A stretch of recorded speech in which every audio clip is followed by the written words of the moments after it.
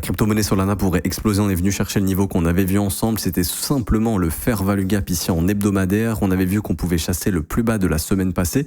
Et c'est ce qui a été fait ici. On a fait une petite mèche à l'intérieur de cette zone de fair value gap. Et tant que cette zone est maintenue, on pourrait avoir une continuation haussière sur le Solana. Alors c'est peut-être pas pour tout de suite, bien évidemment. On voit que pour le moment, le marché a un petit peu de mal. Mais ce qu'il faut comprendre, c'est que tant que le marché maintient la précédente impulsion, on est clairement dans un objectif de continuation haussière. Donc tant qu'on est entre les $150 et les $160, on vise sur de la continuation haussière. Les objectifs, je te les ai déjà dit, ce serait de casser ce fair value gap baissier, donc vraiment de s'affranchir des $190.